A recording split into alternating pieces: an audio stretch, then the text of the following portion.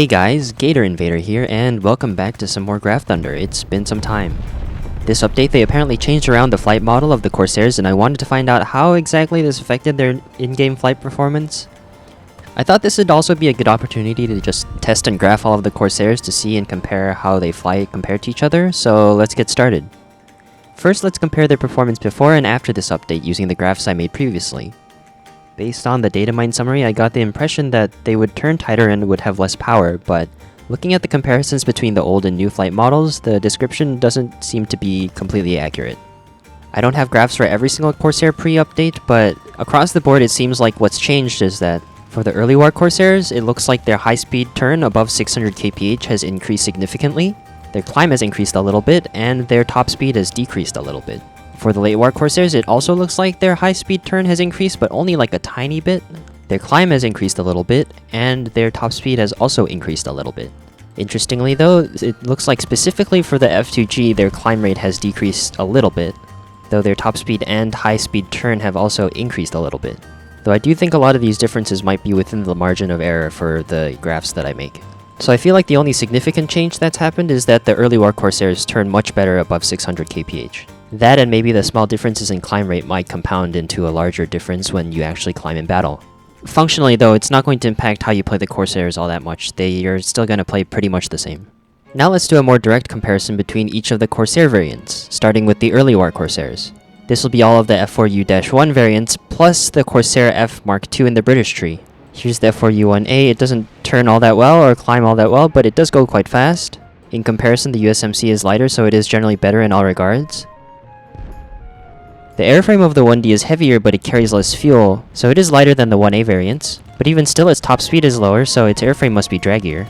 The F4U-1C is significantly heavier than the rest thanks to its guns, so its flight performance metrics are worse across the board even compared to the 1A. And the British Corsair F Mk II is the lightest of the bunch, so it climbs and speeds the best, but maybe because of the clipped wings it also has the worst turn. Also, because all of these planes share the exact same engine, their high altitude performance are going to be exactly the same. The differences shown on this graph are purely due to weight. So overall, out of the early war Corsairs, it looks like the F4U-1A USMC is the best one, though it does have the downside of not being able to carry any ordnance, so it's not going to be quite as effective in ground battles. Now let's look at the late war Corsairs. This is the F4U-4 and up, including the F2G. The F4U-4 compared to the 1A compresses a lot more at high speeds, but thanks to its improved engine, it rates better, climbs better, and is much faster. The 4B is heavier than the 4, but because it also has a better engine, it is generally better at most things, other than having about an equal turn rate. The AU1 is much heavier than the F4U-4B, and so it generally performs worse at everything compared to the 4B, though it does get a strike aircraft air spawn. The F4U-7 is also heavier than the 4B, though not quite as much as the AU1, so it's not quite as bad, but it doesn't get an air spawn and it's also at 6.0, and the F2G compresses a lot less than the F4U-4B, and it climbs better, but it's at 6.0, only has 50 cals, and performs much worse at high altitudes as we'll see in a bit. These are the power graphs for each of the late war Corsairs. The F4U-4B and the F4U-7 have the same engine, so they're overlapping here.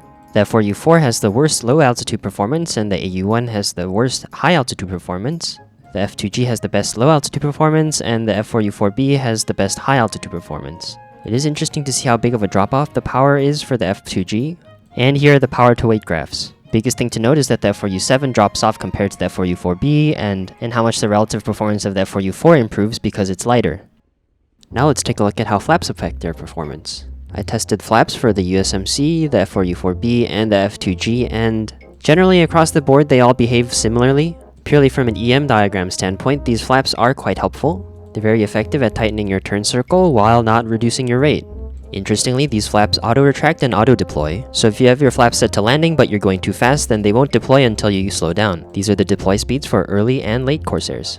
The only difference between the early and late is that for takeoff flaps, early war Corsairs use 33% flap setting and late war Corsairs use 60%. And because these deploy speeds are lower than the rip speeds, it's basically impossible for you to rip your flaps. Unless for some reason you're using the British Corsair, which for some inexplicable reason has different flap rip speeds, making it possible for you to rip your takeoff flaps, but not under any other settings. The F2G also has slightly different rip speeds compared to the late war Corsairs, but they're not meaningful since the rip speed's always higher than the deploy speed. Also, because the flaps auto-retract and deploy, if you're going at a speed somewhere between takeoff and landing, the flaps will actually set themselves to a percentage somewhere between the two. And if you graph flap percent over speed, then you get a graph like this. This means that if you've set your flap percent to landing permanently, then if you stay between 185 and 385 IAS, then they'll deploy as a function of speed, and if we graph the EM diagram for that, it looks something like this. You can see here that the lift limit is an interpolation of the peaks of the previous graphs. Well, that's all for now. Let me know if you want an actual Corsair review, so I'll see you next time. Bye bye.